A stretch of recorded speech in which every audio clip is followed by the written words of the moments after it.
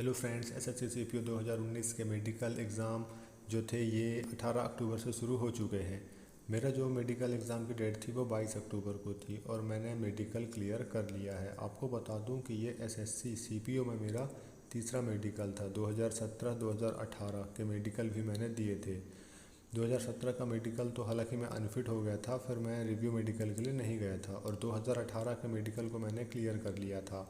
आपको बता दूं कि ये एसएससी का एक तरह से है ना, जो सीपीओ का 2019 का एग्ज़ाम है, ये मेरा 10वां ऐसा फेज़ होगा, 10वां एग्ज़ाम होगा जहाँ मैं लास्ट स्टेज तक पहुँच रहा हूँ। यानी अब इस एग्ज़ाम में भी सिर्फ रिज़ल्ट ही बचा है और अभी तक मैंने एसएससी के पिछले 9 एग्ज़ामों में मैं सिलेक्शन नहीं ले पाया हूँ। मैं या तो 2-3 अंकों से मेरिट आउट होता रहा हूँ या कभी डीबी में बाहर होता रहा हूँ। इसके अलावा 2 एग्ज़ाम जो आप स्क्रीन में देख रहे हैं कि 13 फेलियर्स, यानी 13 बार मैं सिलेक्शन नहीं ले पाया हूँ। इसमें 3 एग्ज़ाम, 2 एमपीएसआई और एक आरपीएसआई भी था। यानी टोटल 13 बार अभी तक, है ना 12 बार, टोटल 12 बार ऐसा हो चुका है कि मैं लास्ट स्टेज से बाहर हो रहा हूँ, या फिर ये मान लीजिए आप कि मैं मेरिट आउट हो रहा हूँ या इस कम स्कोर की वजह से मैं आउट होते रहा हूँ। बस ये है कि अब ये जो एसएससी का है, मैंने एसएससी पिछले 5 साल से एसएससी की प्रिपरेशन कर रहा हूँ, लेकिन अभी तक मैं एसएससी में सिलेक्शन नहीं ले पाया हूँ। और ये जो सीपीओ का 2019 का अब जो एग्ज़ाम है, इसका रिज़ल्ट 31 जनवरी को आना है और ये मेरी एसएससी की लास्ट होप है। यदि ये मुझे सिलेक्शन दिला देती है तो मुझे ये लगेगा कि कम से कम 5 साल में मैंने एसएससी से कुछ तो अचीव कर लिया। लेकिन कंपटीशन इतना है और मार्क्स भी अभी मैं आपको नहीं बताऊंगा, क्योंकि जब तक मैं रिज़ल्ट नहीं देख लूँगा ना तो मैं श्योर नहीं हूँ कि मेरे को अभी भी, क्योंकि मैंने ऐसी ऐसी कंडीशंस, ऐसे ऐसे रिजल्ट्स देखे हैं अपने, जहाँ पे मैं पूरा श्योर रहता था, मैं कहता था कि मेरा सिलेक्शन हो ही जाएगा। लेकिन जब मैं रिज़ल्ट देखता था तो मैं कुछ ही अंकों से रह जाता था। मैं बस आपको वही बता रहा हूँ कि किस तरह से मैं कैसे कैसे कभी किस्मत, कभी कम मेहनत की वजह से मैं सिलेक्शन नहीं ले पाया। देखिए, सबसे पहले मैंने एमपीएसआई दिए थे 2016 और 2017, जहाँ पर मैं सिलेक्शन नहीं ले पाया था। मैंने आरपीएफएसआई 2018 दिया था और ये एक ऐसा एग्ज़ाम था जिसने, यानी एक जो होता है ना, एक कॉन्फिडेंस, वो मेरा पूरी तरह से इसमें मेरा सिलेक्शन ना हो पाना मेरे कॉन्फिडेंस को एक तरह से पूरा गिरा के रख दिया था इस एग्ज़ाम ने। इस एग्ज़ाम में मैं सिर्फ 1.72 अंकों से मेरिट आउट हुआ था। ये एक ऐसा एग्ज़ाम था जहाँ पे मैं पूरा श्योर था कि मेरा सिलेक्शन हो ही जाएगा। लेकिन जब इसमें मेरा सिलेक्शन नहीं हुआ था, 2019 में आया था रिज़ल्ट शायद, इसका ध्यान नहीं है अभी मेरे को। उसके बाद से थोड़ा सा कॉन्फिडेंस कम होता गया था। इसके बाद यानी सीजीएल 2018 में भी मेरा सिलेक्शन नहीं हुआ था कुछ अंकों से।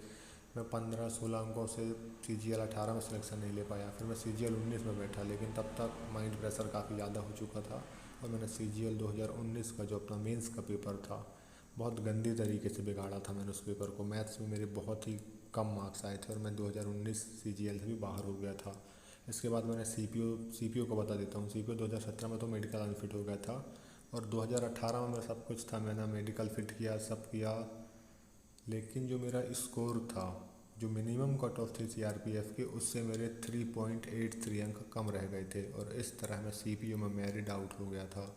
यानी एक आरपीएफ में मेरिट आउट होना और एक फिर अभी सीपीओ में मेरिट आउट होना, ये 2 ऐसे एग्ज़ाम थे जिनके लिए मैं फोकस था, लेकिन मेरा सिलेक्शन नहीं हुआ।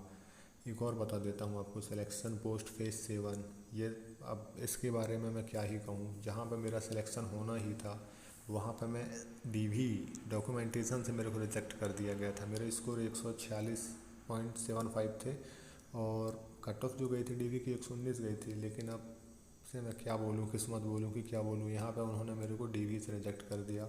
यानी यहाँ पे जहाँ सिलेक्शन हो रहा था वहाँ मैं डीवी से रिजेक्ट हो गया था। इसी तरह फेज़ 8 तो काफ़ी लेट हो गया था, ये 2020 का था, अभी 21 सितंबर में उसकी डीवी की डेट आई थी। तो मैं इतना, यानी अब माइंड में इतना प्रेशर हो चुका था कि अब मेरा एसएससी से पूरी तरह मन हट चुका था, इसलिए मैं इसकी डीवी में गया ही नहीं मैं। और मैंने एसएससी को पूरी तरह से ड्रॉप ही कर दिया था। 2019 मेरे लास्ट एसएससी था। हाँ, मैंने हालांकि जीडी में सिलेक्शन लिया था मैंने 2018 जीडी में, जिसका रिज़ल्ट आया था 21 जनवरी 2021 को। मुझे एसएसएफ मिली थी, लेकिन मैं पिछले 5 साल से एसएससी में लगा था और अब 5 साल की मेहनत के लिए मैं जीडी में जाना, मेरे को थोड़ा सा मन नहीं हो रहा था मेरा, बिल्कुल भी ये मेरे को नहीं लग रहा था कि मैं जीडी ज्वाइन करूं, क्योंकि मैं हमेशा से एसएससी सीजीएल के लिए प्रिपरेशन कर रहा था। और मुझे सीजीएल की 5 साल देने के बाद भी यदि मुझे सीजीएल की जॉब नहीं मिली तो फिर मैं जीडी में मेरा जाने की बिल्कुल भी इच्छा नहीं। मेरा रिज़ल्ट आया, सब कुछ आया, लेकिन वो होती है एक जो खुशी होती है रिज़ल्ट देखने में, वो मुझे कहीं से भी फील नहीं हो रही थी। मैं कब किसी से बता तक नहीं रहा था कि मेरा सिलेक्शन भी हो गया है कुछ में, क्योंकि मेरे को जाना ही नहीं था। जाना ऐसे नहीं था क्योंकि मैंने माइंड में अपने कुछ अलग ही सोच के रखा था कि मुझे CGL में कौन सी पोस्ट चाहिए, क्या करना है। लेकिन बस शायद जो अदर एग्ज़ाम थे उनमें मेरा सिलेक्शन ना हो पाना एक दो अंकों से, उन्होंने थोड़ा सा माइंड प्रेशर बढ़ा दिया था। और इस वजह से मैं थोड़ी सी फिर CGL में जो 2019 के लिए मैं काफ़ी फोकस था, लेकिन मैं मेंस ज़्यादा प्रेशर में किया। 4 साल हो गए यार पढ़ते, 5 साल हो गए, मैं अभी तक सिलेक्शन नहीं ले पाया हूँ। मैंने अपना 2019 का CGL मेंस इसी प्रेशर में बहुत गंदा बिगाड़ा, और मैथ्स में तो इतने कम अंक आए थे मेरे कि मैं क्या बताऊँ। उसके बाद मैं ना DV में गया, उसमें आगे आगे मैं गया ही नहीं, फिर मैंने वहीं से SSC को ड्रॉप कर दिया। लेकिन CPO ये था कि CPO का प्री में ठीक ठाक अंक थे मेरे, तो मैंने सोचा कि मेंस दे दूँ, तो मेंस मैंने दे दिया था। मेंस में लेकिन इंग्लिश 200 अंक की आती है, तो उतना अच्छा स्कोर नहीं हो पाया था इसमें भी। पर ये था कि मैंने सोचा चलो मेडिकल दे देते हैं, जो होगा देखा जाएगा। मैंने ऐसी ऐसी कंडीशंस देखी हैं अपने रिजल्ट्स के, एक एक दो दो अंक की, इसलिए मैं अभी भी श्योर नहीं हूँ कि मेरा 19 में रिज़ल्ट में नाम आएगा कि नहीं। बस मैं 31 जनवरी जब रिज़ल्ट आएगा, मैं उस 31 जनवरी के वेट में हूँ कि 31 जनवरी आए, और जब यदि मेरा रिज़ल्ट में नाम होगा तो मैं आपको ज़रूर बताऊंगा। लेकिन अभी मैं बिल्कुल श्योर नहीं हूँ, मैं बिल्कुल नहीं कहता, अब किसी से भी नहीं बताता मैं कि यार मेरा ये एग्ज़ाम हुआ है, कि मेरा मेडिकल पास हुआ है, क्योंकि मुझे मालूम है, मैंने ऐसे ऐसी कंडीशंस देख ली हैं रिज़ल्ट की कि जहाँ मेरा सिलेक्शन नहीं हुआ और मैंने पहले से बोल देता था यार अब हो जाएगा हो जाएगा, लेकिन फ़ाइनल मेरा नहीं होता था। अब बस देखो इस एग्ज़ाम में हो जाए तो अच्छा होगा, ताकि 5 साल की मेहनत का कुछ तो अचीवमेंट मुझे मिले SSC से। साथ ही मैंने अब कोई बैकअप भी अपना नहीं बचा के रखा है, ताकि मैं जिसे कह सकूँ कि यदि बाई चांस इस एग्ज़ाम में नहीं होता तो एक एग्ज़ाम और है। हाँ NTPC है, लेकिन NTPC का कोई भरोसा नहीं है, 1 साल 2 साल 3 साल कब ज्वाइनिंग देगा वो हमें, तो इसलिए उसके भरोसे रहना भी एक बेवकूफ़ी है।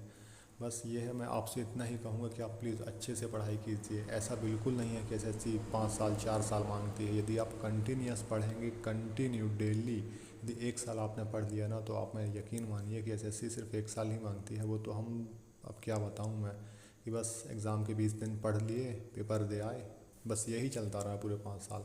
5 साल में मैंने ये मान लीजिए कि ढंग से है ना, मैंने 10 महीने भी पढ़ाई नहीं की है। इसी वजह से अभी तक मैं सिलेक्शन नहीं ले पाया हूँ, मैरिड आउट होता रहा हूँ।